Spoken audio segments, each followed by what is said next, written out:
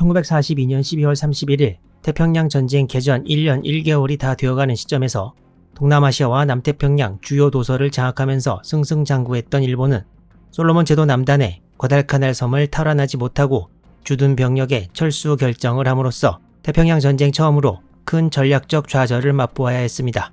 그렇지만 일본군의 철수가 결정되었다 하더라도 순식간에 전 병력이 전부 나올 수는 없는 것이고, 철수할 때 여러 이유로 인한 손실을 최대한 줄이기 위해 잘 만들어진 계획이 필요했습니다. 일본군이 철수를 고려하고 이후 최종적으로 결정하고 실제 준비를 서두르게 되는 동안에 과달카날의 미군은 병력을 보강해 일본군에 대한 공세를 준비하고 있었습니다.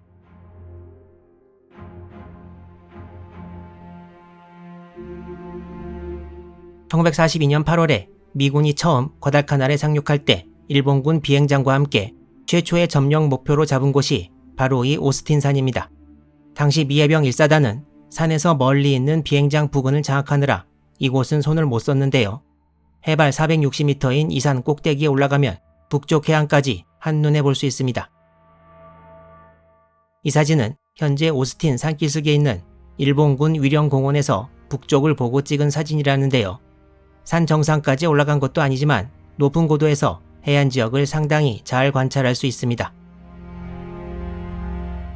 미군의 손길에 미치지 못한 이곳에 1942년 12월 일본군이 잠입해 있었고, 12월 12일과 15일에 이곳에 있던 소수의 일본군이 핸더슨 비행장 근처까지 잠입해서 항공기와 유조차를 폭파시키고 가는 등의 사건도 있었습니다.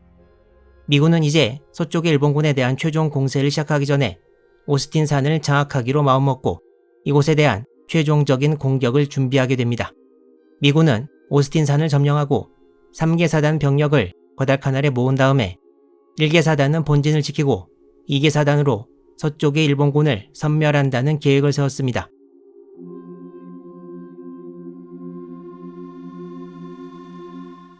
일본군도 11월이 지나면서 오스틴산 부근에 병력을 보강했고, 전 부대에 식량이 모자라는 상황에서도 오스틴산 부근의 부대에 먼저 식량을 보급하도록 합니다. 앞으로 양군 간의 전투가 벌어질 이 지역을 좀 더 확대해보면 다음과 같습니다.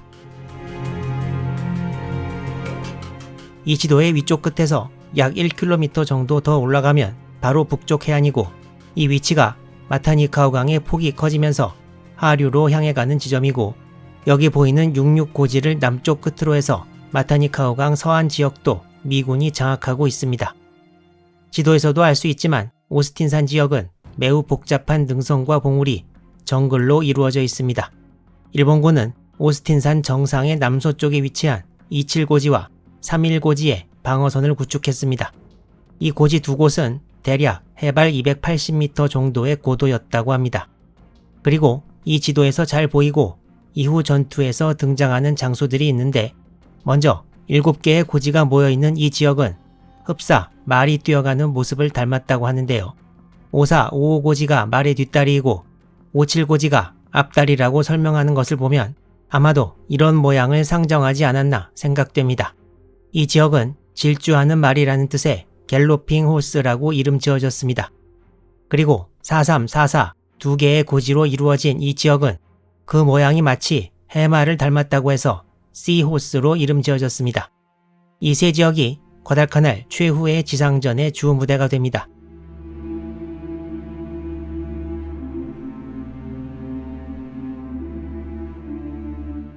테나로 전투, 1차 대전투인 에드슨 등선 전투, 2차 대전투인 핸더슨 비행장 전투가 일본군의 공세로 시작되었다면, 여기서는 상황이 바뀌어 미군이 일본군 진지를 먼저 공격합니다.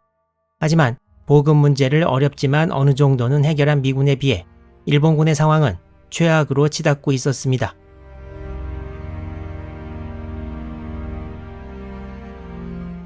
과달카날의 일본군은 미군의 마타니카우강 서안 공격이 일단락된 후에도 계속 공격을 받았습니다.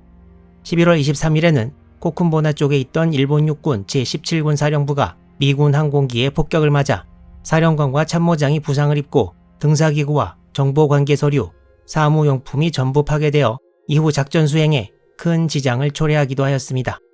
하지만 이런 물건들뿐만 아니라 더 중요한 식량 보급의 심각한 차질로 과달카나르 일본군은 큰 난관에 봉착해 있었습니다. 이 당시 일본군의 자체 보고에 따르면 제2사단 병력의 대부분이 전의를 상실했다고 평가하고 있고 일본군의 방어 전투 능력이 1942년 말에 한계에 이를 것으로 예측하고 있었습니다. 당시 기록에 따르면 반찬으로 매실 장아찌인 우메보시 하나로 3, 4일 버티는 경우도 있었고 쌀도 12월 중 정량의 6분의 1만 배급되는 경우가 매우 많았습니다. 식량의 양육수단이 대형 수송선이 아니어서 워낙에 모자랐던 데다가 달빛이 밝으면 미군의 공격이 무서워 오지 못하는 등 1942년 12월에 과달카날로의 식량 수송은 그야말로 난관으로 가득 찼습니다.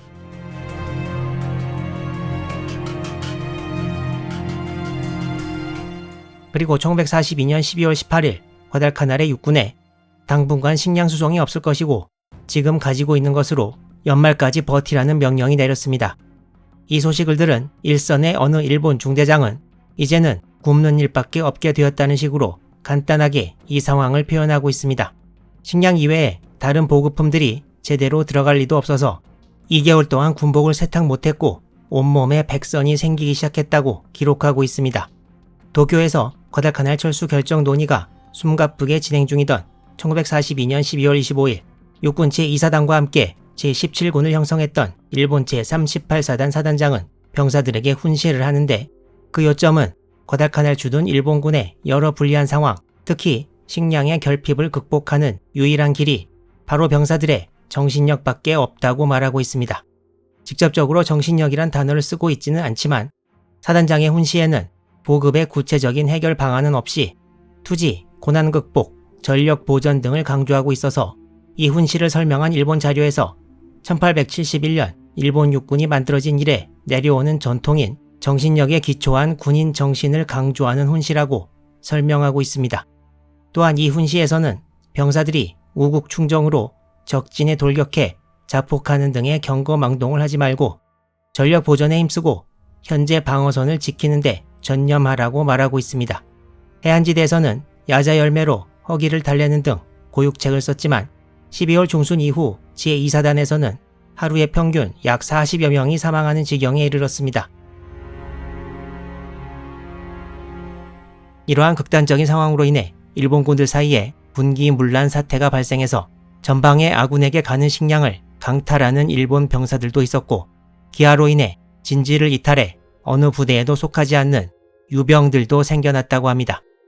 또한 과달카날 섬을 일본어로 가다루카나루토라고 읽는데 이걸 줄여서 말하면 맨 앞 글자만 타서 가토가 되고 이것이 일본 공식 기록에서도 과달카날을 부르는데 가장 많이 쓰였던 방법입니다. 그렇지만 불충분한 보급으로 거의 대부분의 병사들이 굶주리는 상황 때문에 일본군들 사이에서는 과달카날의 맨 앞 글자를 굶주림을 뜻하는 기아라고 할 때 아자로 바꾸어 부르기도 했는데 이 한자 아자도 일본어로 읽으면 가다루카나루의 맨 앞 글자와 똑같이 가 발음이 나서 일본 병사들이 불만족스러웠던 식량 보급을 풍자하는 단어로 쓰이기도 했습니다. 당시 과달카날 주둔 일본 육군 제124연대의 기수를 맡았던 오비야스오 소위의 기록에는 병사들이 그야말로 인간의 육체의 한계에 도달했다는 대목이 나옵니다. 오비소위는 밥을 못 먹은 병사들의 얼굴이 흑빛으로 변했고 병사들의 머리카락이 얇아져서 아기들 솜털같이 변해간다고 기록하고 있습니다. 또한 병사들이 극도의 굶주림으로 치아 상태도 매우 안 좋아져 치아에 금으로 씌운 것이나 충전물이 저절로 떨어져 나오는 것도 보았다고 합니다. 또한 오비소위는 당시 오스틴산 부근의 일본군 사이에 퍼지는 소문을 기록에서 전하고 있는데 바로 한계에 달한 군인들의 자녀 수명이 얼마인지 짐작하는 것이었습니다. 여기에 따르면 일단 일어설 수 있는 병사의 자녀 수명은 30일, 몸을 일으켰지만 서지 못하고 앉아 있어야 하는 병사는 3주, 기운이 없어서 계속 누워만 있는 병사는 1주, 화장실 갈 힘도 없어서 누워서 용변을 보는 병사의 자녀 수명은 3일, 말을 할 수 있는 기운도 없는 병사는 2일, 아예 눈도 깜빡거리지 않는 병사는 다음날 사망할 것으로 예측하고 있습니다. 이 자녀 수명 예측 대목은 12월 27일에 기록된 내용입니다. 오비소위는 1943년 1월 1일이 되면서 효와 18년이 되었다는 언급을 하지만 본인의 생존 전망에 대해서도 긍정적인 예상을 하고 있지는 않았습니다. 1월 1일 오비 소위의 부대에 마지막 남은 식량이 배분되었는데 건빵 2개씩에 콘페이토, 즉 별사탕 하나씩이라고 나와 있습니다. 이 대목을 번역한 미국 기록에는 그냥 크래커와 캔디라고 나와 있는데요.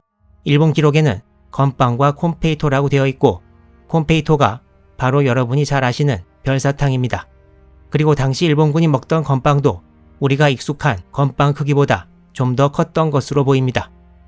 오스틴 산 지역은 전략적 요충지라서 일본군이 여러 가지로 힘든 상황에서도 지키고 있었고 이 지역 중요성을 깨달은 미군이 1942년 12월 하순부터 공격을 가합니다.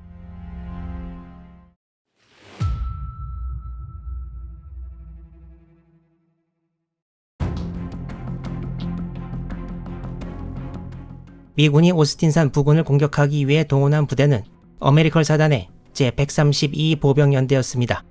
이 중 제3대대가 공격 선두에 서고 1대대가 예비부대 역할을 맡고 2대대는 본진에 머무릅니다.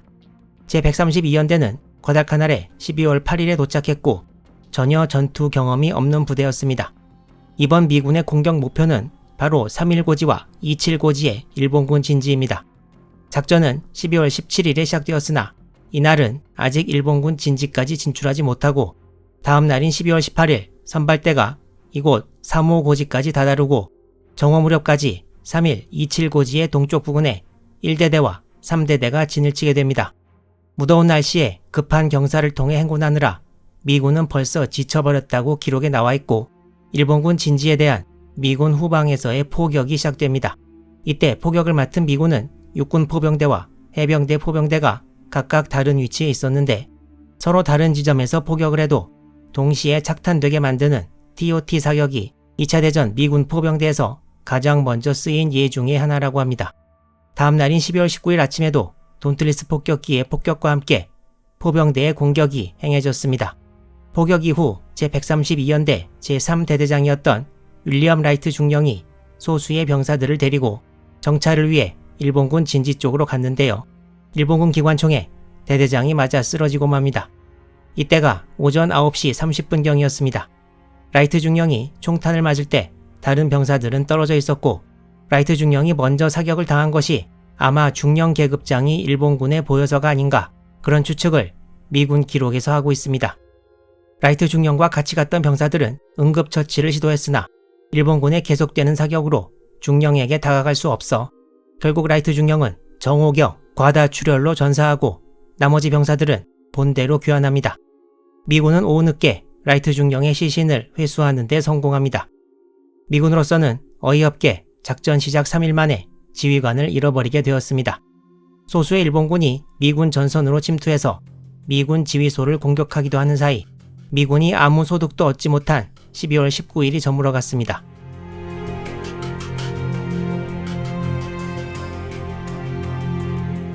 이 부근 지도를 좀 더 확대해보면 위와 같습니다.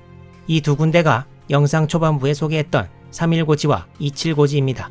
그리고 시호스 지역부터 3.1, 2.7고지 중간 부분까지의 거리가 약 1km입니다.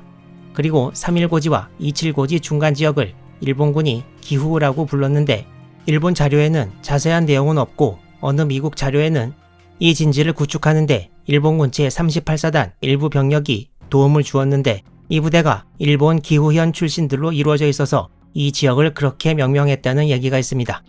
기후현의 지형이 산악지대가 많아서 아마 고향 생각이 났을 수도 있겠다 생각을 해봅니다.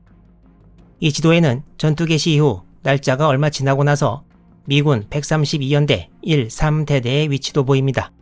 일본군은 이 기후지역을 상당히 공을 들여서 요새화했습니다. 북쪽, 동쪽, 남쪽에 방어선이 구축되어 있고 서쪽으로 입구가 말발굽 모양으로 뚫려 있었는데요. 일본군은 이곳에 약 45개의 벙커를 만들어 강화시켜 놓았습니다. 원래 자료에는 벙커가 아니라 영어로 필박스라고 나와 있고요. 우리말로 특화점 또는 러시아말로 토치카라고 부르기도 합니다. 아무래도 벙커가 더 친숙한 용어가 아닌가 생각됩니다. 기후지역의 일본군 벙커는 튼튼하게 지어진 데다 지상으로 나와 있는 부분이 1m도 안 되어서 105mm 야포로 직사하지 않는 한 부술 수 없는 정도였습니다. 또한 여러 벙커들이 서로 엄호 사격이 가능하도록 지어졌습니다. 이 지역은 이나가키 타케요시 소저가 이끄는 일본 38사단 228연대 2대대와 2사단 124연대 2대대 병력이 주로 배치되어 있었습니다. 이곳은 부나고나 지역의 일본군 벙커들과 마찬가지로 엄폐가 잘 되어 있어서 미군이 벙커 2-3m 앞까지 그 존재를 모르고 다가가는 것도 가능했습니다. 모든 벙커는 최소 1개에서 2개의 기관총, 그리고 2명에서 3명의 소총수가 배치되었습니다. 미군의 지지부진한 공격은 12월 25일까지 이어졌습니다.